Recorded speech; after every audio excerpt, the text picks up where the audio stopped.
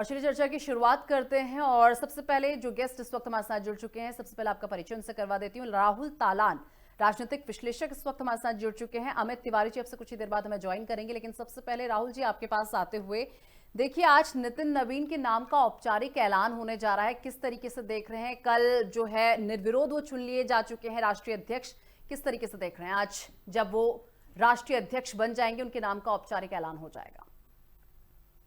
देखिए निशा जी, सबसे बड़ी बात तो कि 45 साल के युवा हैं, जो राजनीति में युवा एज मानी जाती है, तो वो बिल्कुल। एक सबसे बड़ी पार्टी की कमान संभालेंगे। तो नए विचार आएंगे पार्टी में। और युवाओं को भी मुझे लग रहा है कि बीजेपी की ट्रांसफॉर्मिंग फेज चल रही है। बीजेपी अभी समझने लगी है कि अब युवाओं को कमान देने और नई लीडरशिप पैदा करने का टाइम आ गया है। तो ये धीरे धीरे नई लीडरशिप पैदा करने की एक कवायद मुझे नजर आती है। और युवाओं को ज्यादा स्थान मिलेगा और नई लीडरशिप पैदा होगी। नई लीडरशिप से भारत का जो नया भारत रहेगा 2047 विकसित भारत विजन जो उसको पूरा करने के लिए एक तरीके से ये समझ लीजिए कि ये नींव पड़ रही है। हम्म। कि देखिए 2047 में अभी टाइम है, लगभग 21 साल है, लेकिन 21 साल एक पार्टी को चलाने के लिए लोग चाहिए, उस विजन को आगे बढ़ाने के लिए लोग चाहिए। तो मोदी जी तो अपने विजन को आगे नहीं बढ़ाएंगे, लेकिन मोदी जी जो अब ये लीडरशिप पैदा करेंगे, जो नई लीडरशिप आएगी, यूथ लीडरशिप होगी, वो 2047 तक भारत को लेके जाएगी। और मोदी जी का जो विजन है कि 2047 में भारत विकसित होना चाहिए, उसको नई लीडरशिप पूरा करेगी। इसीलिए नई लीडरशिप पैदा की जा रही है। और नई लीडरशिप को, क्योंकि अभी टाइम है, अभी मोदी जी, अमित शाह, बाकी बीजेपी की लीडरशिप है, तो वो नर्चर करेगी नई लीडरशिप को, दिशा देगी और एक डेडिकेशन भी सिखाएगी। तो मुझे लगता है कि ये उसकी तैयारी बहुत ज्यादा मुझे नजर आती है। जहां तक पार्टी की बात है, देखिए बीजेपी वैसे भी, संगठन बीजेपी का मजबूत है। बीजेपी चुनाव लड़ी रही है सारे के सारे, और बीजेपी के पास सबसे ज्यादा कार्यकर्ता हैं, सबसे बड़ी पार्टी है विश्व की। तो उस हिसाब से देखेंगी तो ये उसको मैं ये नहीं समझता हूँ कि एक नई लीडरशिप आ रही है तो फिर सिर्फ वो इस वाली पार्टी को दिशा देगी। ये भविष्य की राजनीति मुझे नजर आती है। बिल्कुल। इसी के साथ देखिए, अगर नितिन नवीन की बात कर ली जाए, बहुत सारी चुनौतियां भी उसके उनके सामने हैं इस वक्त। देखिए सबसे बड़ी चुनौती बंगाल टेस्ट है, क्योंकि बंगाल टेस्ट इसलिए मैं कह रही हूँ क्योंकि उस किले को भेद पाना बीजेपी के लिए बहुत नामुमकिन सा रहा है। तो कितनी बड़ी चुनौतियां आप इस वक्त जो है नितिन नवीन के सामने देख रहे हैं? क्योंकि देखिए एक तरीके से लोकसभा चुनाव जब 2029 में होंगे, उनके नेतृत्व में होंगे, ये एक बड़ी चुनौती है। अभी बहुत सारी जगह पे विधानसभा चुनाव है, लेकिन बंगाल टेस्ट, बंगाल विधानसभा चुनाव सबसे बड़ी चुनौती इस वक्त उनके लिए बना हुआ है। किस तरीके से देख रहे हैं इस चीज को? देखिए आप कह सकती हैं कि वो उनके लिए चुनौती है, क्योंकि वो अभी अध्यक्ष बने, तो मैं उनके लिए इसको चुनौती नहीं मानता हूं। और बीजेपी, सबसे बड़ी बात यह है कि बीजेपी ऐसा नहीं है कि नए अध्यक्ष का वेट कर रही थी और तब तैयारी करती। तो बीजेपी की लगातार तैयारी चल रही थी बंगाल चुनाव को लेकर, और बीजेपी की जो स्ट्रेटेजी थी और जो भी उनके आइडिया थे वो इम्प्लीमेंट हो रहे हैं बंगाल में। ऐसा नहीं है कि नितिन नवीन जी के आने का वेट कर रही थी बीजेपी लीडरशिप की, जब नया अध्यक्ष आएगा तो उसके दारोमदार डाला जाएगा बंगाल चुनाव का। बंगाल चुनाव का दारोमदार नितिन नवीन जी पे नहीं डाला जा सकता है, क्योंकि देखिए बीजेपी बहुत लंबे समय से तैयारी कर रही है बंगाल चुनाव की। और प्रधानमंत्री खुद कई बार बंगाल जा चुके हैं, अमित शाह लगातार बंगाल का दौरा कर रहे हैं। तो उस हिसाब से देखेंगी तो बीजेपी की फुल प्रूफ तैयारी है। बस वो है कि अगर जो बंगाल में बीजेपी सरकार बनाती है, तो एक मीडिया इसको ये बोल देगी कि ये नितिन नवीन जी की जो परीक्षा है उसमें पास हो गए। अगर जो सरकार नहीं बना पाती है तो ये उसको एक चुनौती के तरीके से बोल देगी, और मीडिया बोल देगा कि फेल हो गए, वो एक तरीके से बंगाल के टेस्ट को पास नहीं कर पाए। ये हम्म। मीडिया के लिए वो है एक तरीके से परीक्षा। लेकिन बीजेपी के नए अध्यक्ष के लिए परीक्षा नहीं हो सकती है, क्योंकि देखिए पूरे देश में कहीं ना कहीं चुनाव चलते रहते हैं। बीजेपी कई सारे चुनाव हारती है, कई सारे जीतती है, लेकिन अध्यक्ष का काम इसके अलावा ये भी है कि पार्टी और संगठन को निरंतर मजबूत करते रहना। जैसे अब तमिलनाडु में चुनाव हार जाए बीजेपी, आगामी चुनाव हार जाए, तो इसका मतलब ये थोड़ी है कि नितिन नवीन टेस्ट में फेल हो गए। लेकिन अगर जो वहां 2-4 सीट ज्यादा बढ़ा लेती है तो बीजेपी स्ट्रेंथन हुई। वैसे ही केरल में चुनाव हार जाए, केरल में संगठन नहीं है बीजेपी का बहुत मजबूत, लेकिन अगर जो केरल में चुनाव हार जाती है बीजेपी, और लेकिन फिर भी थोड़ा मजबूती से चुनाव लड़ती है और वोट प्रतिशत में थोड़ा उनका ज्यादा बढ़ जाता है, सीट ज्यादा बढ़ जाती हैं, तो उससे ये होगा कि बीजेपी स्ट्रेंथन हो रही है। संगठन का अध्यक्ष का जो भी काम होता है वो ये है कि जो बीजेपी का संगठन है, जो जैसा जितना मजबूत है, उसकी जो उसको और मजबूत लगातार बनाते रहना, उसमें निरंतरता रखना, नए लोग जोड़ते रहना, नई लीडरशिप पैदा करते रहना। और कभी भी इस चीज का कभी अकाल नहीं पड़े कि बीजेपी के पास अलग अलग एज ग्रुप की लीडरशिप ना हो। अच्छी लीडरशिप छांटना और उनको विजन देना, हम्म। अपनी विचारधारा के साथ तालमेल बनाए रखना, नए लोग जो आ रहे हैं कभी भी विचारधारा से कॉम्प्रोमाइज ना करना। अलग अलग पार्टी से भी लोग आते हैं बीजेपी में, जैसे सबसे बड़ी पार्टी है, कई बार कांग्रेस के बहुत सारे लोग बीजेपी में आए, तो उनको भी ये समझाना कि बीजेपी जो है विचारधारा आधारित पार्टी है और ऐसे बीजेपी में नहीं चलता है जैसे किसी दूसरी पार्टी में चल रहा था। तो ये सारी चीजें समझाना एक नए अध्यक्ष का ज्यादा दायित्व होता है। चुनाव तो देखिए अब स्टेट का संगठन है, बीजेपी का नेशनल संगठन है, सब मिलजुल के लड़ते हैं। इसमें किसी को आश्रय देने के लिए आप दे सकती हैं और किसी पे उसको बाहर डालने के लिए डाल सकती हैं, लेकिन मुझे लगता है कि किसी को ये पूरे एक संगठन की जिम्मेदारी होती है कि चुनाव कहाँ लड़ा जा रहा है, कहाँ। और इस दौर में कि जब बीजेपी के पास नरेंद्र मोदी जैसी लीडरशिप है, उनके जैसा फेस है, इतना पॉपुलर, मतलब पॉलिटिकल ईरा का सबसे, इस ईरा का, इस डिकेड का मान लीजिए, अगले पिछले 20 से 30 साल और अभी तक का मान लीजिए कि सबसे पॉपुलर फेस है। तो मुझे नहीं लगता है कि किसी दूसरे पे भार डालने की जरूरत है या दूसरे की परीक्षा इसको मान लेने की जरूरत है। मोदी के होते बहुत सारी चीजें आसान हो जाती हैं। ठीक। अब नितिन नवीन जैसे कि बहुत युवा हैं, अभी तक अमित शाह तो 49 इयर्स में जो है बने हुए थे, लेकिन वो तो अब जो है बहुत ही 45 इयर्स में ही जो है राष्ट्रीय अध्यक्ष बने, तो काफी युवा माने जा रहे हैं। अब जेनजी के एंगल से देखें तो कितना इफेक्ट डाल सकते हैं ये जेनजी पर, क्योंकि अब एक स्ट्रैटेजी तो रहेगी कहीं ना कहीं युवाओं को कैसे प्रभावित करें। तो अब इस जेनजी वाले एंगल को आप किस तरीके से देख रहे हैं? देखिए मुझे लगता है कि जेन जी, पहली बात तो हमें लगता है कि जेन जी कोई नेगेटिव टर्म नहीं है भारत के मामले। हम्म। वो हो सकता है नेपाल के मामले में नेगेटिव टर्म हो, सत्ता परिवर्तन की बात करता हो। तो भारत का जो जेन जी है, भारत का जेन जी कंस्ट्रक्टिव है, डिसरप्टिव नहीं है। हम्म। भारत का जेन जी चाहता है कि 2047 में भारत विकसित हो। देखिए पहली बार किसी सरकार ने एक विजन रखा है देश के सामने, वो जेन जी के सामने, वो सारी जनरेशन के सामने सामने वो अल्फा बीटा गामा सबके सामने ये एक तरीके से विजन है कि भाई हम 2047 में विकसित होना चाहते हैं। जेन जी क्या चाहता है? जेन जी भी यही चाहता है कि भारत विकसित हो, भारत की आय बढ़े, भारत में सबके पास नौकरी हो, भारत में सबके पास रोजगार हो, भारत में अच्छे सबका जीवन यापन हो, तो पर कैपिटा इनकम ज्यादा हो और भारत की पूरे विश्व में एक इज्जत हो। जैन जी यही चाहता है। तो देखिए अभी तक हम सिर्फ सिर्फ किस चीज पे लड़ाई लड़ते थे? मिलेनियम गोल को प्राप्त करना है हमको, मिलेनियम डेवलपमेंट गोल को प्राप्त करना है, कोई हमारे देश में भूखा ना रहे, इन सारी चीजों की लड़ाई करते थे। अच्छा इंफ्रास्ट्रक्चर हो, भ्रष्टाचार कम हो, इन चीजों की हम अभी तक बहुत ज्यादा परवाह करते थे। जैसे कि रोजगार हो, ग्रामीण क्षेत्र में रोजगार हो। लेकिन पहली बार किसी प्रधानमंत्री ने एक विजन दिया है देश को कि 2047 तक हम भारत को विकसित बनाएंगे। तो ये जो विजन है, अब इस विजन को कौन पूरा करेगा? इस विजन को सबसे ज्यादा जिम्मेदारी जेन जी की है इस विजन को पूरा करने की, क्योंकि वही जनरेशन है जो 2047 तक भारत का भार संभालेगी सारे का। तो अगर जो उसको ऐसे देखा जाए तो नितिन नवीन जी बिल्कुल यूथ हैं, 45 साल के हैं, तो वो अच्छे से समझ जाते हैं कि जेन जी की इच्छाएं क्या हैं। तो वो एक तरीके से दोनों में सामंजस्य रहे और जैन जी की जो भावनाएं उनको भी कदर करते हुए देश को आगे लेके जाया जाए। ऐसा नहीं है कि जैन जी ये चाहता है भारत में सत्ता परिवर्तन हो जाए या भारत एकदम बिल्कुल बेकार स्थिति में चला जाए, भारत में आंदोलन रहे। भारत को समझने के लिए थोड़ा हमें अलग आइडिया की, कोई छोटे देश से तुलना नहीं कर सकते हम भारत की, ना भारत की जैन जी की। भारत की जैन जी जो है या उससे पहले की जो भी जनरेशन है, सारी की सारी भारत को आगे बढ़ाने के लिए दिन रात एक कर रही है। और इसकी वजह से ही देखिए भारत आज जो भी है, तीसरे नंबर की अर्थव्यवस्था बनने जा रहा है। तो ये जैन जी की बदौलत या उससे पहले वाली जनरेशन की बदौलत या हमारे पूर्व में जो नेता रहे सबकी बदौलत है। ये ऐसा नहीं है, भारत ने एक सपना देखा है तो उसको पूरा करने की जिम्मेदारी सारी जनरेशन पे है, उसमें इंक्लूडिंग जैन जी भी। जैन जी पे जिम्मेदारी है कि 2047 तक भारत विकसित हो और इसके लिए जैन जी को बहुत ज्यादा, मतलब खुद को झोंकना पड़ेगा। झोंकना इन द सेंस उनको अच्छी स्टडी हासिल करनी पड़ेगी, अच्छी पढ़ाई हासिल करनी पड़ेगी, देश प्रेम दिखाना पड़ेगा, देश में इन्वेस्टमेंट, नए नए आइडियाज जनरेट करने होंगे, नए नए यूनिकॉर्न बनाने होंगे। ये सारी जिम्मेदारी जैन जी। बिल्कुल। जी राहुल जी, इसी के साथ देखिए कांग्रेस का एक स्टेटमेंट मैं सुन रही थी जिसमें कांग्रेस ने कहा था कि बीजेपी के यहाँ तो जो राष्ट्रीय अध्यक्ष पहले ही चुनाव से पहले ही जो है घोषित कर दिया जाता है। इसी के साथ उन्होंने कहा कि अब ज्ञानेश कुमार की जरूरत नहीं पड़ी बीजेपी को इस चुनाव के लिए। देखिए, कैसे देख रहे हैं इस वो तो स्टेटमेंट एक को उनका आप? वो है कि कांग्रेस क्या है, अब इसको क्या कहा जा सकता है, इसको हताशा कहा जा सकता है। अब जबकि बीजेपी से बहुत सारी चीज सीखने की जरूरत है कांग्रेस को। देखिए बीजेपी ने कहां से किसको लाके अध्यक्ष बना दिया? एक विधायक, एक मंत्री, किसी कोई समझ सकते थे कि कौन अध्यक्ष होगा बीजेपी का? अच्छा, बीजेपी में अध्यक्ष कोई परिपाटी है कि किसी का परिवार या एक ही परिवार की सत्ता रहेगी और वो परिवार बीजेपी को चलाएगा? ऐसे नहीं है।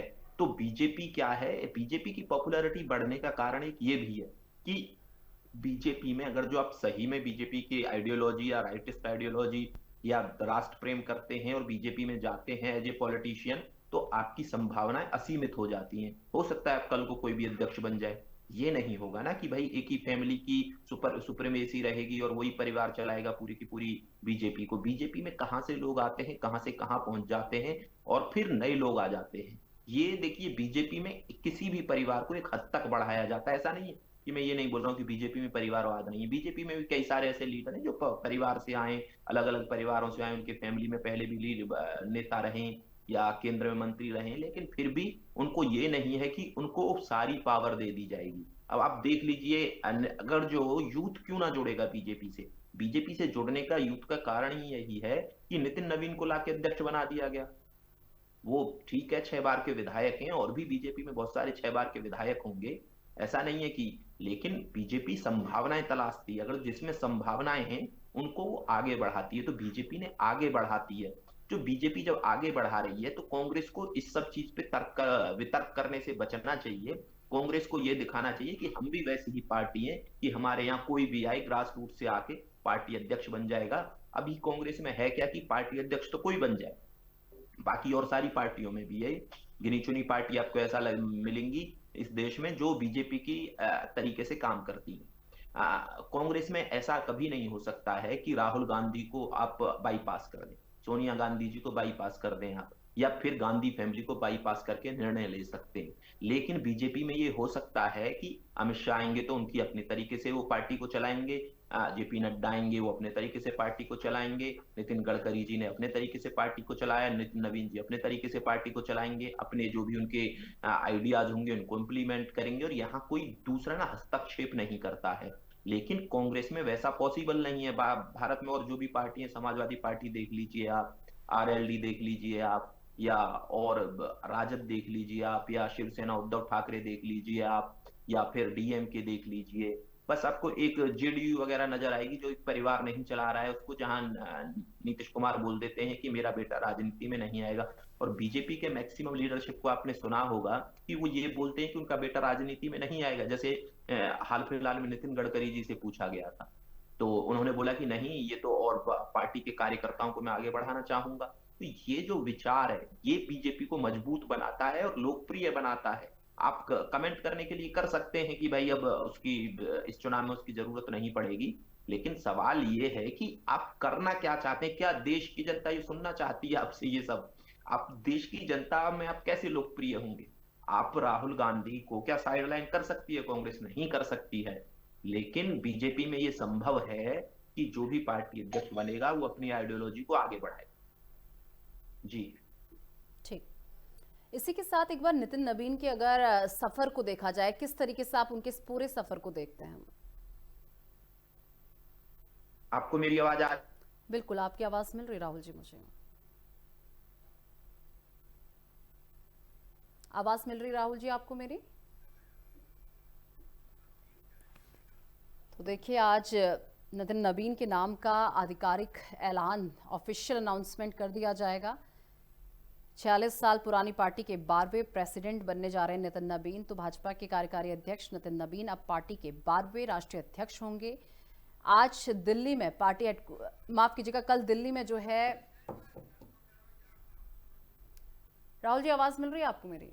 जी जी जी ठीक। मैंने उनकी एक बार जो ये अभी तक का सफर रहा है, बीजेपी के प्रेसिडेंट बनने तक का जो सफर रहा है, उससे आप किस तरीके से देख रहे हैं? देखिए, सिर्फ मैं एक चीज कह सकता हूं इसके लिए, ये अमेजिंग सफर है किसी भी पॉलिटिशियन के लिए, क्योंकि आप विधायक बनते हैं और आप अपने राज्य में मिनिस्टर भी बन जाते हैं और फिर अचानक से आपको बहुत बड़े नेता, जिस पार्टी में बहुत बहुत बड़े नेता हैं, जिसमें बनाने के लिए, अध्यक्ष बनाने के लिए रेस लगी हुई थी कि इतने सारे लोग अध्यक्ष बन सकते हैं और बहुत सारे दावेदार थे वहां अध्यक्ष, राष्ट्रीय स्तर पे आप नेता देखेंगी तो बहुत सारे दावेदार थे। वहां से आपको बिहार से लेके आया जाता है और अध्यक्ष बना दिया जाता है और सबसे ऊपर कर दिया जाता है अचानक से। तो ये इस सफर को आप क्या कहेंगे? ये अमेजिंग सफर है किसी के भी लिए, ये हतप्रभ करने वाली बात है, और ये भारत सिर्फ और सिर्फ बीजेपी में संभव है। ऐसा नहीं है कि आप कभी, मुझे नहीं लगता है कि अचानक से कभी किसी पॉलिटिकल पार्टी में कभी देखेंगी, क्षेत्रीय पार्टियों को छोड़ के राष्ट्रीय पार्टी में, कि वो किसी विधायक को लेके आए, चाहे 6 बार का विधायक हो, 10 बार का विधायक हो, और उसको अध्यक्ष बना दे। बहुत मुश्किल काम है, लेकिन बीजेपी ने ये करके दिखाया है। और उस हिसाब से देखें तो नितिन नवीन जी की, देखिए, एक तो उनके पास संगठन का बहुत अच्छा अनुभव है, और उनके पिताजी भी वो फिर संघ की विचारधारा से जुड़े रहे, उनके पिताजी भी विधायक रहे, और नितिन नवीन जी खुद संघ की विचारधारा से जुड़े रहे, उसी विचारधारा में पल्लवित हुए हैं। तो उस हिसाब से देखेंगी तो ये एक तरीके से इसको ऐसा कह सकते हैं कि ये जो सफर है उनके लिए, ये उन्होंने भी नहीं सोचा होगा कि वो एक दिन पार्टी के राष्ट्रीय अध्यक्ष बनेंगे। तो ये बीजेपी में ये खासियत है कि वो कहीं से भी उठा के लाके किसी को भी टॉप पोजीशन पे बिठा सकते हैं, और सबको स्वीकार करना होगा। हम्म। सवाल ये है कि देखिए, ऐसा नहीं है, कई बार क्या होता है पॉलिटिकल पार्टी में कि आपने किसी पॉलिटिशियन को लेके आए और राष्ट्रीय अध्यक्ष बना दिया, लेकिन आपकी जो बाकी लीडरशिप है उसको अध्यक्ष स्वीकार ही नहीं कर पाई। जैसे कांग्रेस में सीताराम केसरी के साथ हुआ था। लेकिन बीजेपी में ये है, इतना अनुशासन है बीजेपी में, कि जो भी अध्यक्ष बनेगा वो अध्यक्ष रहेगा, और उस पे कोई सवाल उठा नहीं सकता है। ये बीजेपी में आप लंबे समय से देखती आ रही होंगी। देखिए, अभी तक जितने भी अध्यक्ष बने, चाहे वेंकैया नायडू, नितिन गडकरी हो, अटल बिहारी वाजपेयी जी हो, या फिर लाल कृष्ण आडवाणी जी हो, या बाकी मुरली मनोहर जोशी जी, राजनाथ सिंह, कभी किसी पे कोई सवाल नहीं उठा है। हम्म। उसकी लीडरशिप को स्वीकार करने में, चाहे कोई कितना भी बड़ा नेता रहा हो बीजेपी में, कभी उसको दिक्कत नहीं हुई है। और वैसे ही नितिन नवीन जी के साथ भी होगा कि इनकी लीडरशिप को बीजेपी का हर एक नेता स्वीकार करेगा और वही सम्मान देगा। ऐसे नहीं हो सकता है कि मैं तो बहुत बड़ा, मैं पूर्व में, अब आप देखिए बीजेपी में अब नितिन नवीन जी जब काम करेंगे अध्यक्ष बन के, तो कितने सारे पूर्व अध्यक्ष उनके लीडरशिप में रहेंगे। ठीक। देखिए, अमित शाह रहेंगे, राजनाथ सिंह रहेंगे, नितिन गडकरी रहेंगे, बाकी अब तो वो अटल, सॉरी, लाल कृष्ण आडवाणी जी और मुरली मनोहर जोशी, तो उसमें मार्गदर्शक मंडल में नितिन गडकरी जी रहेंगे। तो उस हिसाब से देखें आप, तो कितने सारे लोग जो पूर्व में अध्यक्ष रह चुके हैं, वो अब उनकी लीडरशिप में काम करेंगे, और किसी को भी ये एरोगेंस नहीं रहेगी कि हम पहले अध्यक्ष थे तो हमें ज्यादा तवज्जो मिले, या किसी 45 साल के यूथ को अध्यक्ष बना दिया गया है जिसके पास इतना सारा पॉलिटिकल अनुभव नहीं है, हम अनुभव में ज्यादा है। तो ये एरोगेंस आपको बीजेपी में नजर नहीं आएगी, लेकिन ये बट एरोगेंस सर आपको ये भी कांग्रेस में समझना नजर आ होगा वो सकती है। ऑलरेडी बहुत अच्छी पोस्ट में, उन्हें अगर वो उस जगह पर हैं, उन्हें एरोगेंस वाली तो बात ही यहाँ पे कहीं पर नहीं उठती। हर चीज़ में अच्छा अच्छा कहना भी मुझे नहीं लगता कि सही है। सॉरी, मैं यहाँ पर आपको टोक रही हूँ। राहुल जी, वापस आपके पास में आऊंगी। एक और राजनीति विश्लेषक अमित तिवारी जी ने हमें ज्वाइन कर लिया। बहुत बहुत स्वागत है सर आपका। अमित जी, देखिए आज औपचारिक ऐलान होने वाला है नितिन नवीन के नाम का, किस तरीके से देख रहे हैं? सबसे पहले एक छोटा सा रिएक्शन आपसे। देखिए, अगर हम इस बात को इस तरह से ले कि जिस तरह से एक हाइप दी जा रही है कि नितिन नवीन जी जो है जिंजी के रूप में देखे जा रहे हैं, और जो नए यूथ है उसको हमेशा फोकस किया जा रहा है, जो बीजेपी की एक रणनीति है दूसरी पार्टियों को आईना दिखाने की, तो उसमें आपने देखा होगा कि एक 45 साल का युवा बताया जा रहा है। तो 45 साल के युवा, तो योगी जी भी बहुत ज्यादा उम्र नहीं है, उनकी भी 50 साल की है। अगर हम बात करें अखिलेश यादव जी की, उनकी बहुत उम्र नहीं है। अगर इस प्रथा को आगे बढ़ाना चाह रही है बीजेपी, तो सबसे बड़ी इस चीज को समझना चाहिए कि जब अखिलेश यादव जब मुख्यमंत्री बने तो वो भी एक युवा थे, जब दूसरे लोग वहां पे बने तो वो भी युवा थे। अब इस श्रेणी में अगर नितिन नवीन को बार बार हाइप दिया जा रहा है तो ये गलत होगा। इसके पहले भी बहुत सारे नेताओं ने जो है कमान संभाली है और बहुत युवा अवस्था में बड़ी बड़ी पार्टियों को लीड किया है। सबसे बड़ा सवाल ये है, क्या एक सामंजस्य बीजेपी बैठा पाएगी पूरे प्रदेश में? पूरे, चाहे उत्तर प्रदेश की बात करें, चुनाव होने वाला है, चाहे हम बंगाल की बात करें, उनके सामने बहुत बड़ी बड़ी चुनौतियां हैं, केरल के चुनाव आने वाले हैं। एक सामंजस्य जो प्रदेश लेवल पे है, जो अगर देश लेवल पे बात करें, चाहे हम नितिन गडकरी की बात करें, चाहे हम राजनाथ सिंह जी की बात करें, चाहे हम अमित शाह जी की बात करें, जो भी पूर्वाध्यक्ष रहे हैं उनके सामने भी ये चुनौतियां रही हैं और बड़े बड़े चुनाव देखे गए हैं। इस समय, जिस समय उनको एक गद्दी सौंपी गई है, तो ये कार्यभार किस दिशा की ओर वो लेके जाएंगे? और जहां तक बात हो रही है उत्तर प्रदेश की, तो सबसे बड़ा जो राज्य है पूरे देश में, उत्तर प्रदेश की तरफ सब लोग देख रहे हैं, क्योंकि जिस तरह यहाँ पे पंकज चौधरी आए, जिस तरह उन्होंने ब्राह्मणों को टारगेट किया, जैसे ही एक ब्राह्मणों की मीटिंग होती है तो उन्होंने टारगेट किया कि इस तरह की किसी भी मीटिंग को हम लोग जो एक्सेप्ट नहीं करेंगे। लगातार जिस तरह से यहाँ पे जो ब्राह्मणों का जो विरोध रहा है, चाहे हम 2022 की बात करें, चाहे हम 2024 की बात करें और चाहे हम 2027 की बात करें, तो ब्राह्मणों के जो रोष है वो कहीं ना कहीं भारतीय जनता पार्टी को अगर नहीं अगेंस्ट में जाना है तो उसके साथ कैसे जो है नितिन नवीन जी जो है सामंजस्य बैठाएंगे। दूसरी सबसे बड़ी चुनौती है कि केरल में चुनाव होने वाले हैं। केरल में इनका कोई भी अनुभव नहीं है। अभी आपने देखा होगा कि चाहे झारखंड की हम बात करें, बार बार मीडिया लाइन में एक बात आती है कि उन्होंने जब से कमान संभाली उसके पहले उन्होंने कारनामा दिखाया झारखंड चुनाव का। ये कोई कारनामे नहीं, उसके पीछे एक सोची समझी रणनीति होती है जिसमें पूरी पार्टी के कार्यकर्ता, चाहे हम आरएसएस की बात करें, चाहे भारतीय जनता पार्टी की बात करें, चाहे उसके छोटे से बड़े नेता की बात करें, 25 अगर आपने देखा होगा तो एक बिहार चुनाव में कितने केंद्रीय मंत्री, कितने मुख्यमंत्री, कितने जो है स्टार प्रचारक लगा दिए गए।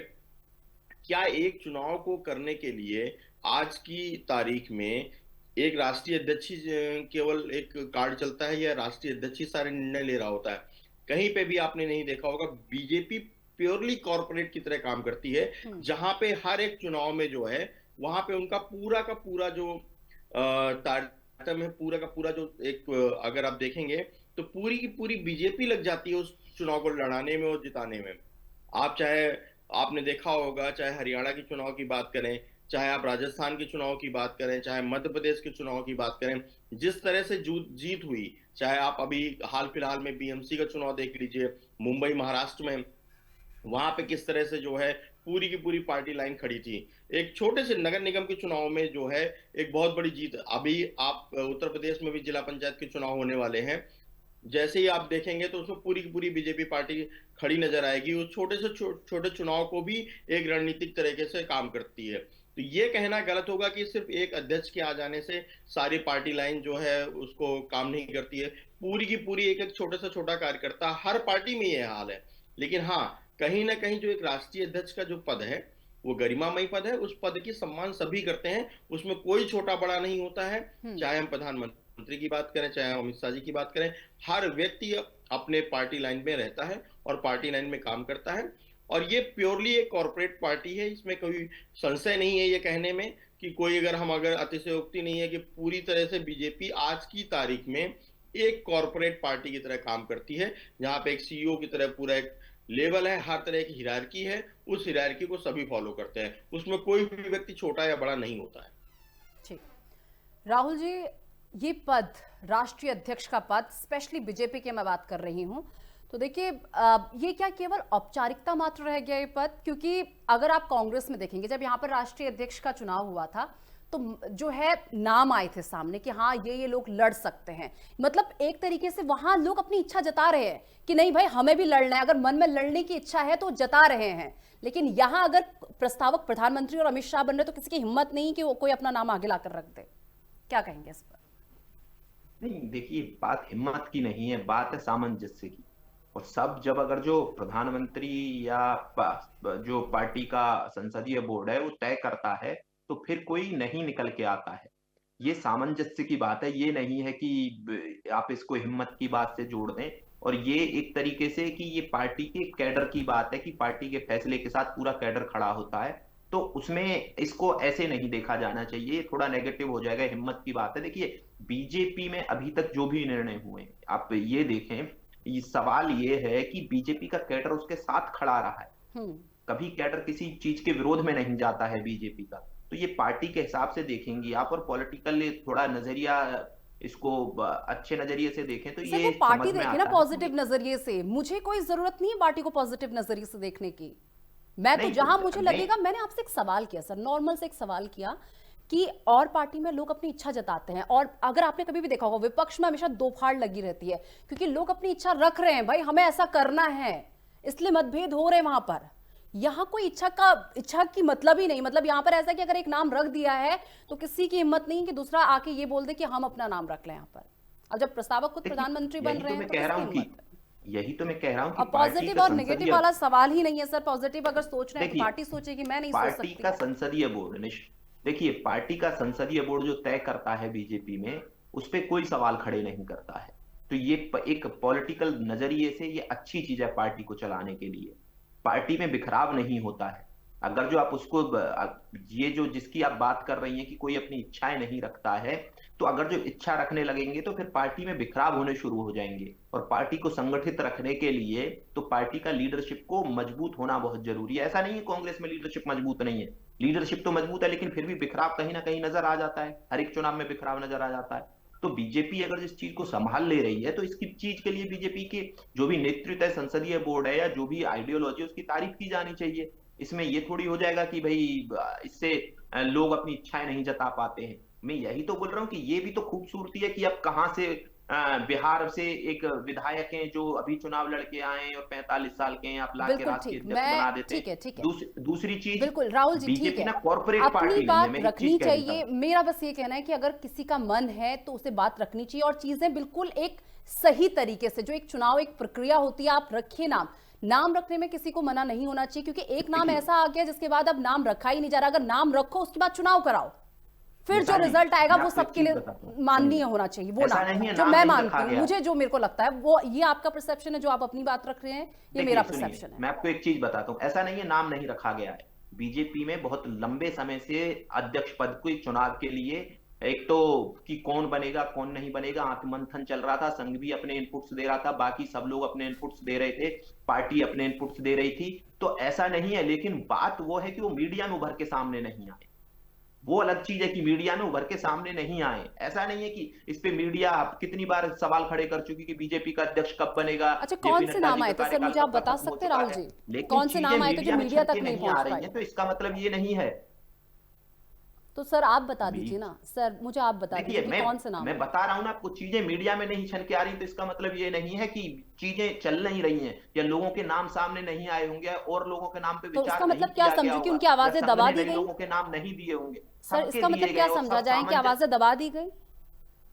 नहीं नहीं, अरे दबाने, मैंने क्या बोला कि जब आप मंथन करते हैं, मंथन का मतलब दबाना नहीं है। हम्म। मंथन का मतलब है कि अच्छा छाट के लेके आना, हम्म। अच्छे को छाट के अगर लेके आना, तो सामने अच्छे को वाला छाट के व्यक्ति लेके आए। अच्छा होगा तो चुनाव भी तो उसका एक सही हल है।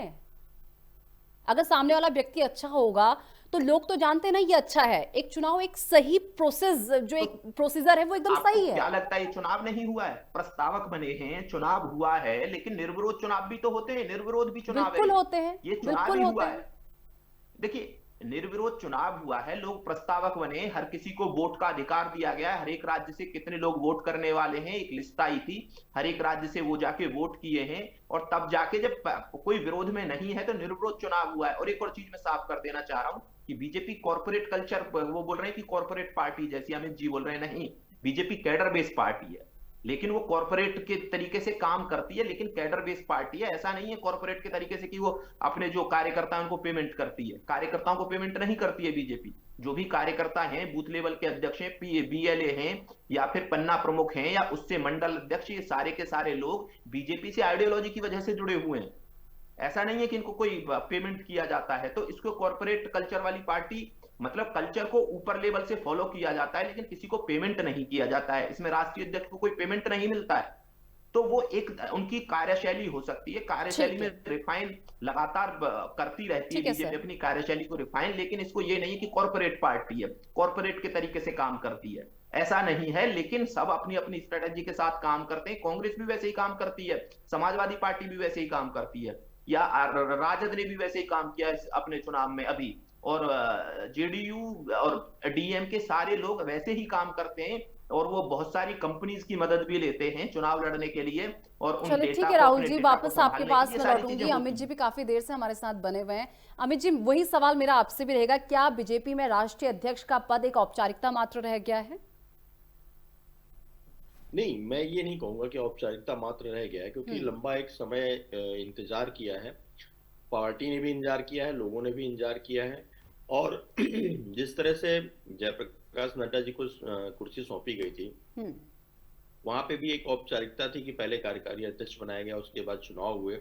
लेकिन जो एक कार्यकाल था जयप्रकाश नड्डा साहब का, वो बहुत लंबा खींचा गया, और कहीं ना कहीं एक संशय था। वो एक जो एक स्थापना चाह रहे थे, जो स्थापित नेता थे, वो काफी सारे रेस में थे, लेकिन एक नया चेहरा लाके उसको सबके साथ सामंजस्य खड़ा करना, फिर उसको जो है चुनाव में आगे लाना, फिर उसके बाद सबसे अगर निर्विरोध चुने जा रहे हैं, तो जाहिर सी बात है कि अगर वहां पे अमित शाह जी हैं, वहां पे जयप्रकाश नड्डा जी भी हैं, वहां राजनाथ सिंह जी भी हैं, जब बड़े नेताओं का बड़ा चेहरा जो है सामने खड़ा है, तो जाहिर सी बात है एक छोटा कार्यकर्ता तो वहां पे राष्ट्रीय अध्यक्ष के लिए चुनाव नहीं पर्चा भर नहीं भरेगा, हम्म। क्योंकि बड़े बड़े नेता जब समर्थन कर रहे हैं, तो जो कैडर बेस्ड पार्टी की बात कर रहे थे हमारे Rahul ji, cadre based party की जब बात करते हैं तो वहां पे आपने देखा होगा कि जब कांग्रेस के चुनाव हो रहे थे, तो वहां पे अन्य लोगों ने भी पर्चा भरा था। कैडर बेस्ड पार्टी अगर होती है तो उसके अगेंस्ट में चाहे कोई भी व्यक्ति हो जो भरना चाहता है वो पर्चा भर सकता है। यहाँ तो कोई पर्चा ही नहीं भरा। आप कैडर बेस्ड पार्टी नहीं कह सकते हैं, कॉर्पोरेट पार्टी होती है कि ऊपर से एक नाम तय हुआ, फिर उसके सामने कोई खड़ा ही नहीं हुआ, तो बिल्कुल उसको आप कैडर बेस नहीं कह सकते हैं। बिल्कुल। कैडर बेस तब होती जब एक जनतंत्र की हम बात करते हैं, लोकतंत्र की बात करते हैं, 10 लोग आते हैं, अपनी वोटिंग होती है, उस पूरे वोटिंग प्रोसेस को जो है काउंट होता है, उसके बाद हम ये बोल सकते हैं कि हाँ कैडर बेस पार्टी है, एक व्यक्ति जो है चुना हुआ प्रतिनिधि आया हुआ है, उसको जो है वहां पे सम्मानित तरीके से बैठाया गया है। यहाँ तो ये कि एक दिन नाम आता है, कार्यकारी अध्यक्ष बना दिया जाता है, कुछ दिनों बाद चुनाव होते हैं, फिर कोई व्यक्ति खड़ा ही नहीं हो पाता है, तो इसको हम कैडर बेस कह ही नहीं सकते हैं। तो दूसरी सबसे बड़ी चीज जो आपने पूछी रतिला जी, उसमें एक चीज आपको समझनी पड़ेगी हम्म। कि बीजेपी ये चाहती है कि एक माइलस्टोन खड़ा करना चाहती है अन्य पार्टियों के लिए, हाँ। जहां पे जब राष्ट्रीय अध्यक्ष का चुनाव हो, चाहे वो निर्विरोधी हो चाहे वो किसी भी तरीके का हो, लेकिन एक जो एज का जो मैटर उन्होंने क्रिएट किया है, ये कहीं ना कहीं जो है एक चैलेंजिंग सिचुएशंस है, जो हम ये कह सकते हैं कि जिनको जब हम परिवारवादी पार्टियों का टैग लगता है, या हाँ। हम अन्य तरीके से हम बात करते हैं कि एक ही लोग जो हैं उन्हीं के परिवार के लोग पार्टी को चला रहे हैं, चाहे हम जो इस पर्टिकुलर प्रोसेस में चाहे डीएमके की हम बात करें, चाहे स्टालिन की बात करें, चाहे हम ममता बनर्जी की बात करें, चाहे हम जदयू की बात करें, चाहे हम राजद की बात करें, सब जगह एक पार्टी बेस्ड जो है कैडर चला आ रहा है, उस कैडर को सभी लोग फॉलो कर रहे हैं। अब जैसे एक आपने वक्तव्य देखा होगा संसद में जो है भाषण देने के दौरान जो है अमित शाह जी ने अखिलेश यादव जी से कहा, अखिलेश यादव जी ने एक सवाल पूछा कि आपका जो है अध्यक्ष कब चुन रहे हैं, तो अमित शाह जी ने उस वाक्य को जो है एक बहुत सुलझे हुए मुद्दे में कहा कि अपनी पार्टी में तो हमें चुनना है, लेकिन आपकी पार्टी के लिए आप ही हैं, अगले 10 साल तक, 20 साल तक, 25 साल तक आप ही रहेंगे राष्ट्रीय अध्यक्ष। तो ये जो एक ममत्व है, जो प्रॉपर तरीके से जो उन्होंने चुटकुला आगे सामने वाले के सामने छोड़ा, तो वो एक चीज है जो टारगेट करते हैं परिवारवाद पे। जैसे आपने देखा होगा हाल फिलहाल में जो है, जिस तरह से चाहे कल की ही रैली आपने देखी हो माननीय प्रधानमंत्री जी की, वहां पे जिस तरह से अभी रणनीति जो प्रचार हो रहा है, उस प्रचार को अगर आप समझें तो वहां पे कहीं पे भी ममता बनर्जी का नाम नहीं लिया जा रहा। नहीं, पिछले के चुनाव में आपने देखा होगा दीदी ओ दीदी, आज वो दीदी और दीदी कहीं पे भी वो शब्द नहीं दिखाई देंगे आपको। वहां पे टीएमसी सरकार लगभग कल प्रधानमंत्री जी के भाषण में कम से कम 50 से ज्यादा बार टीएमसी सरकार को घेरा गया, टीएमसी शब्द ही निकला उनके मुंह से और कोई शब्द नहीं निकला। इसी को आप समझिए, जंगल राज की जो परिभाषा जो है, जो बिहार में तय की गई थी, उसी नैरेटिव को कहीं ना कहीं महाजंगल राज 15 साल बनाम बंगाल सरकार को जो है टैग किया गया। तो एक रणनीतिक जो साझेदारी है बीजेपी के अंदर, जो कूटनीतिक पूरी तरीके से काम करती है, तो आपने देखा होगा नैरेटिव सेट करना स्टार्ट हो चुका है, और धीरे धीरे जैसे जैसे बंगाल के चुनाव नजदीक आएंगे, उसमें आप देखेंगे कि शब्दों की जो परिभाषा है वो आपको बदलती हुई नजर आएगी। इस बार जो है दीदी को कोई नहीं टारगेट कर रहा है, इस बार टीएमसी सरकार, टीएमसी के गुंडे नए नए कंटेंट निकल के आएंगे, और जंगल राज का महाजंगल राज हो चुका है, जो आप सभी मीडिया बंधुओं के पास आपने देखा होगा कंटेंट जो है किस तरह से लोग चला रहे हैं। बहुत सारे जो लोकल मीडिया कवरेज है, वो भी लोग जो है जो छोटे छोटे कंटेंट है, उनको आप देखेंगे तो बहुत रणनीतिक तरीके से जो है एक एक शब्द की जो है चुनाव होता है, उसके साथ बीजेपी चुनाव क्षेत्र में जाती है लड़ाई लड़ने के लिए। बिल्कुल। मेरा ये सवाल आप दोनों से ही रहेगा। देखिए, इससे पहले जिस तरीके से अभी नितिन नवीन का नाम निकलकर सामने आया, अब उनके नाम का आधिकारिक ऐलान भी हो जाएगा, तो नाम तो आया है, लेकिन आपने इससे पहले भी देखा कि बीजेपी ने सिर्फ यहाँ पे ऐसा नहीं है कि बीच में से निकाल के अब लाए हैं, ये पहली बार नहीं हुआ है। आपने चाहे आप छत्तीसगढ़ के चुनाव में देख लीजिए, जो वहाँ पे सीएम बने, ऐसा फेस लेके आए जो शायद आज तक किसी ने सुना नहीं होगा, शायद सीएम बनने के बाद ही जो है वो चर्चाओं में आए। मध्य प्रदेश के सीएम देख लीजिए, या आप राजस्थान के सीएम देख लीजिए, उत्तराखंड के सीएम देख लीजिए।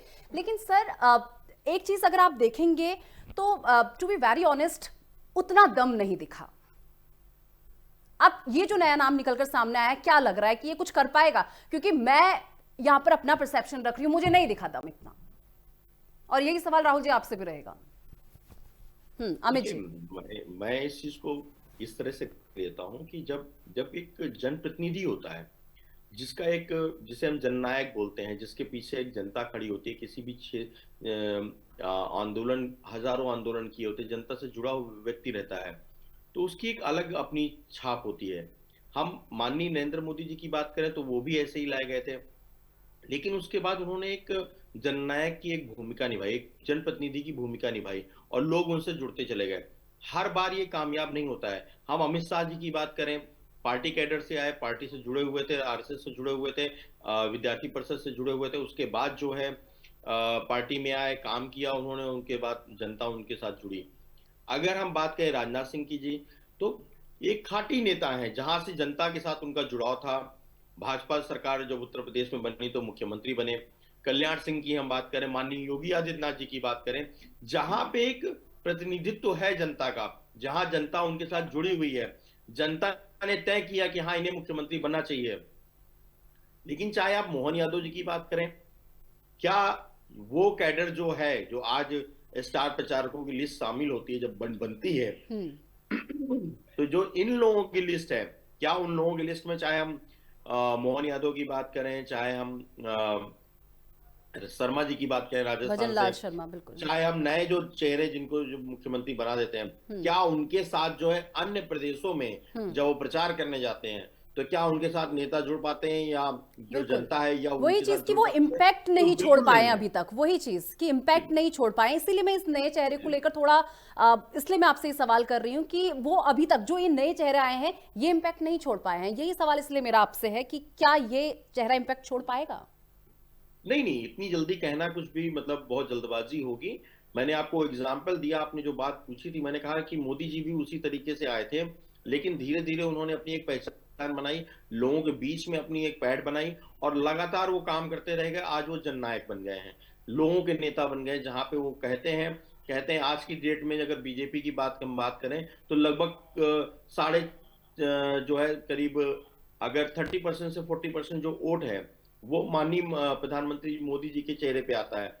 तो बीजेपी का अगर 30% 40% वोट जो है प्रधानमंत्री के नाम पे आ रहा है, तो इससे बड़ी ब्रांड इमेज क्या ही हो सकती है। तो वो जब तक चीजें चलती हैं, अभी यही एक संभावना छिड़ी हुई थी कि मोदी जी आखिर कब तक, क्योंकि जिस तरह से 75 साल की उम्र तय की गई थी कि उसके बाद जो है मार्गदर्शक मंडल में पहुंचा देंगे, लेकिन सारी चीजें हो गई। मैंने पहले भी ये कई बार आपके चैनलों के माध्यम से कहा कि ये कोई देश का संविधान नहीं है, ये बीजेपी का अपना संविधान है, जिसे कभी भी बदला जा सकता है। और जब तक माननीय प्रधानमंत्री के चेहरे पे जो है बीजेपी भारतीय जनता पार्टी चुनाव जीत रही है, तब तक वो चेहरा बदलने का प्रयास नहीं करेंगे।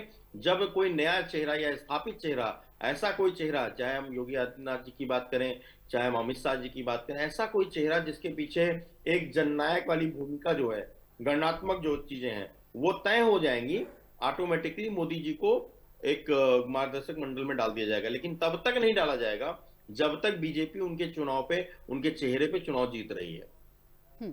ठीक है, राहुल जी। देखिए, मुझे लगता है निशा जी कि ये ठीक है कि वो उतना इम्पैक्ट नहीं छोड़ पाए हैं, लेकिन अभी उनके कार्यकाल को बहुत ज्यादा दिन नहीं हुए हैं, और इसीलिए बहुत जल्दी हमें आंकना नहीं चाहिए कि कितने दिन में वो इम्पैक्ट छोड़ पाएंगे। या देखिए, होता क्या है राजनीति में ना निर्णय से इम्पैक्ट होते हैं। अगर जो कोई एक निर्णय कभी इम्पैक्ट क्रिएट कर जाता है, एक निर्णय पूरी पॉलिटिक्स को बदल के चला जाता है, एक निर्णय किसी नेता को ऐसा स्थापित करके चला जाता है कि वो फिर देश का प्रधानमंत्री बन जाता है। जैसे अमित जी ने बोला कि जब ये प्रधानमंत्री मोदी जब गुजरात के मुख्यमंत्री होते थे तो सबसे पहले 2002 में यहाँ से भेजा गया था उनको कि जाइए मुख्यमंत्री बनिए, और मोदी जी भी श्योर नहीं थे कि कुछ दिन का कार्यकाल बचा हुआ है और सरकार दोबारा से रिपीट होगी नहीं होगी। उसके बाद देखिए क्या मेरिकल हुआ कि वो प्रधानमंत्री और एक भी चुनाव नहीं हारे हैं। सबसे बड़ी बात यह है। वैसे ही जो अन्य राज्यों के मुख्यमंत्री हैं, इतनी जल्दी उनकी लीडरशिप को देखिए, सब अच्छा काम कर रहे हैं और जो भी राज्यों के मुख्यमंत्री ने अच्छा काम करके दिखाया है, ये हो सकता है कि अपना अपना नजरिया हो सकता है कि वो आपके नजरिए पे खरे नहीं उतर रहे हो, किसी दूसरे के नजरिए पे हमारे खरे नजरिए नहीं की उतर कोई रहे बात हो। नहीं है सर, जनता के लेकिन नजरिए की बात है। अंकिता हत्याकांड भूल गए हैं शायद आप। चलिए खैर, अभी तो वो टॉपिक है नहीं, आप देखिए, अपनी बात रखें। हम हाँ देखिए, जहां तक अंकिता नहीं हत्याकांड नहीं, की अभी वो बात टॉपिक है ही नहीं, मैं अभी उसे छेड़ूंगी भी नहीं हाँ सर। आप अपनी बात रखें। हाँ। देखिए, है क्या कि वैसे ही जैसे योगी के नाम पे चुनाव थोड़ी लड़ा गया था यूपी का चुनाव लड़ा गया था कि जंगल राज और भ्रष्टाचार के नाम पे। लेकिन उसके बाद सरकार आई तो फिर अचानक से पता चला पूरे देश को कि भाई योगी आदित्यनाथ मुख्यमंत्री होंगे उत्तर प्रदेश के, और वो उत्तर प्रदेश के मुख्यमंत्री बने, इम्पैक्ट क्रिएट कर रहे हैं। हेमंता बिस्वा शर्मा कांग्रेस से आए थे बीजेपी में, लेकिन हेमंता बिस्वा शर्मा ने इम्पैक्ट क्रिएट किया है। लेकिन जैसे शिवराज चौहान ने बहुत जबरदस्त इम्पैक्ट क्रिएट किया था, इसीलिए उनको केंद्र में बुला लिया मुझे गया। ऐसा लगता है तो कि ऐसा नहीं, शिवराज सिंह चौहान और सीएम योगी आदित्यनाथ, इन दो चेहरों को अगर छोड़ दिया जाए, बाकी ऐसा कोई चेहरा मुझे नहीं लगता कि जो इतना इम्पैक्ट डालता हुआ नजर आता है। मैं बड़े लेवल को छोड़ के मुख्यमंत्रियों की बात कर रही हूँ। नहीं, हेमंता बिस्वा शर्मा बहुत इम्पैक्ट क्रिएट कर रहे हैं, देवेंद्र फडणवीस बहुत इम्पैक्ट क्रिएट कर रहे हैं। क्या देवेंद्र फडणवीस ने इम्पैक्ट क्रिएट नहीं किया है? बताइए कि 25 साल के पहली बार बीजेपी बीएमसी में सरकार बना रही है, जिसका एक राज्य से ज्यादा बजट होता है, छोटे मोटे राज्यों से ज्यादा बजट है बीएमसी का। तो ये इम्पैक्ट क्रिएटर ही तो है। और सबसे बड़ी बात कि यूपी के सॉरी पूरे जहां भी बीजेपी के मुख्यमंत्री हैं, सबके सब काम पे लगे हुए हैं। और ऐसा है, देखिए होता क्या है कि लीडरशिप, हर कोई लीडरशिप क्रिएट नहीं कर पाता है। हाँ। अब वो ये क्या है कि किसी किसी को लाया गया है कि भाई उनको मोहन जी यादव को लाया गया मध्य प्रदेश में। तो ये क्या है कि नए लीडरशिप को मौका देना। नए लीडरशिप अगर जो इसमें क्या अपना इम्पैक्ट क्रिएट कर पाते हैं तो वो कंटिन्यू रहेंगे, आगे चल के बड़े नेता बनेंगे, देश की कमान भी संभाल सकते हैं। लेकिन तब तक तो जनता तक इम्पैक्ट खत्म हो जाएगा ना सर, तब तक तो जनता तक इम्पैक्ट खत्म हो जाएगा। आपको चूज करना पड़ता है ना। देखिए पॉलिटिक्स है क्या, पॉलिटिक्स में होता क्या है कि आपको नए लोग हर वक्त चाहिए, क्योंकि आपको अपनी विचारधारा को आगे बढ़ाना है। और नए लोग जब तक आएंगे नहीं, आप पुरानों पे खेलते रहेंगे तो आपकी विचारधारा आगे नहीं बढ़ेगी, क्योंकि पुरानों को बुढ़े हो जाना है और एक दिन सबको मरना है, ये सच्चाई है। तो जब पुराने पॉलिटिक्स करने लायक नहीं रहेंगे तब आपको नए लोग चाहिए, और नए लोग चाहिए तो आपको नए लोगों के साथ प्रयोग करना पड़ेगा। कभी कोई लेके आना है, कभी कोई लेके आना है। जो इम्पैक्ट क्रिएट कर पाएगा वो बड़ा नेता बन जाएगा। तो यही तो होता है राजनीति में। ये राजनीति का सिंपल ये फंडा है कि नए लोग आते रहने चाहिए राजनीति में। अगर जो नए लोग नहीं आएंगे राजनीति में तो राजनीति की विचारधारा की राजनीति मर जाएगी।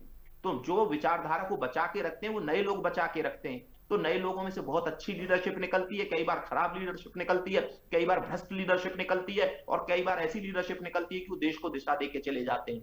तो ये राजनीति का यही सच्चाई है कि सब तरीके के लोग राजनीति में आते हैं। अनपढ़ लोग भी राजनीति में हैं, पढ़े लिखे लोग भी राजनीति में, विजनरी लोग भी राजनीति में, नेगेटिव लोग भी राजनीति में हैं, और बहुत सारे बलात्कारी भी राजनीति में, बहुत सारे भ्रष्टाचारी भी राजनीति में, और बहुत सारे गुंडे भी राजनीति में, बहुत सारे मवाली भी राजनीति में। लेकिन जब लीडरशिप निकलती है, जो देश को लीडरशिप देते हैं वो लोग ना भ्रष्टाचारी होते हैं, ना गुंडे होते हैं, ना मवाली होते हैं। गुंडे, मवाली और ये सब भ्रष्टाचारी, रेपिस्ट ये विधायक बन के रह जाते हैं, एमपी लेवल पे खत्म हो जाते हैं। लेकिन किसी भी देश की लीडरशिप आगे तब बढ़ती है जब बहुत अच्छे लोग, अच्छे चरित्र के लोग टॉप लीडरशिप में पहुंचते हैं। और हर एक पॉलिटिकल पार्टी, मुझे लगता है कि टॉप लीडरशिप में अच्छे लोगों को पहुंचाने की कोशिश करती है। मैं सिर्फ बीजेपी की बात नहीं कर रहा हूं, हर एक पॉलिटिकल पार्टी अपने अच्छे लोगों को टॉप लीडरशिप देती है।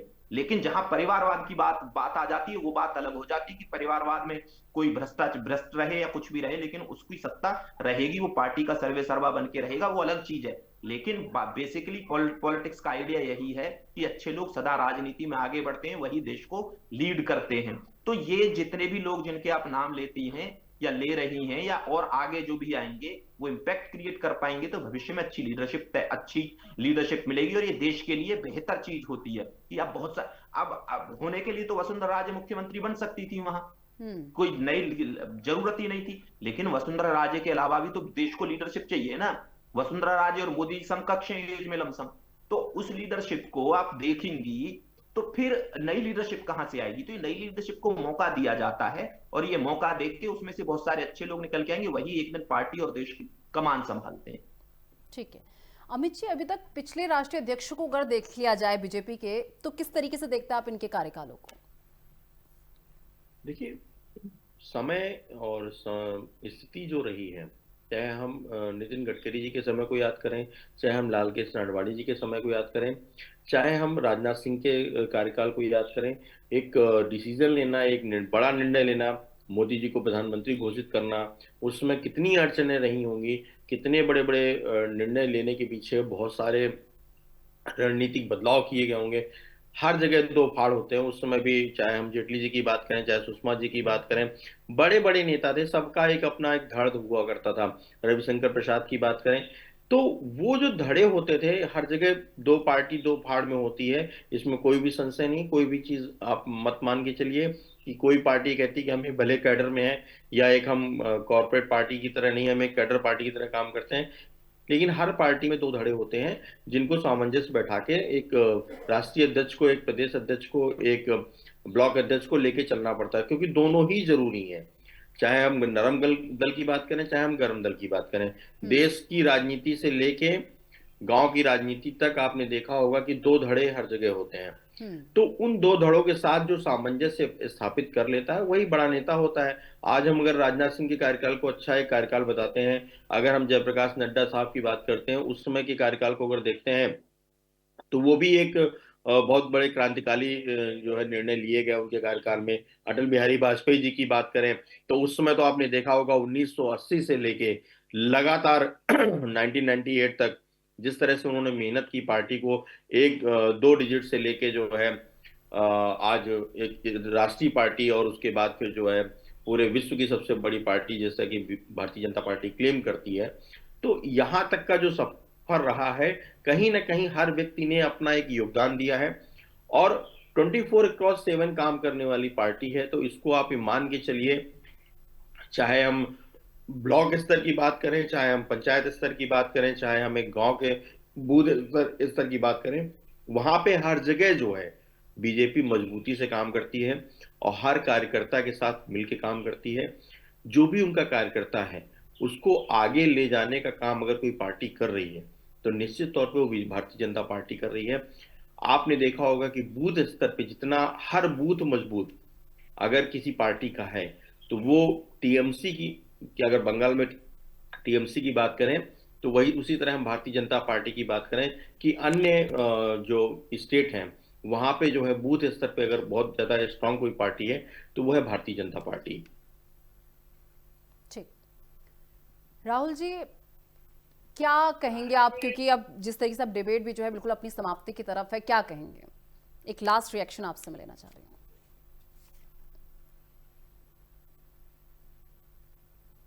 आवाज नहीं आ रही सर आपकी, शायद आप म्यूट है, प्लीज अनम्यूट कीजिए। देखिए, मुझे लगता है निशा जी की नितिन नवीन जी अब राष्ट्रीय अध्यक्ष बनने जा रहे हैं, आज घोषणा हो जाएगी उनकी। तो उस हिसाब से देखा जाए तो बीजेपी के पास एक यंग लीडरशिप होगी, यंग लीडरशिप के पास नए आइडियाज होते हैं। ठीक है कि वो 45 साल के हैं, लेकिन फिर भी वो यंग हैं, और एक जो आइडियाज हैं वो आइडियाज भारत के बारे में होंगे, भारत की राजनीति के बारे में होंगे। और एक चीज हर एक अब जो भी बीजेपी की लीडरशिप होगी, उसके जहन में ये रहेगी कि 2047 में विकसित भारत विजन को साथ में लेके चलना है, और उसके तहत काम किया जाएगा, उसको उस लक्ष्य को हासिल करने के लिए काम किया जाएगा। देखिए, जैसे मैं शुरू में बोला था कि पहली बार किसी प्रधानमंत्री ने विकसित भारत की बात की है कि हाँ, और एक डेडलाइन फिक्स की है कि तब तक हमको विकसित होना है।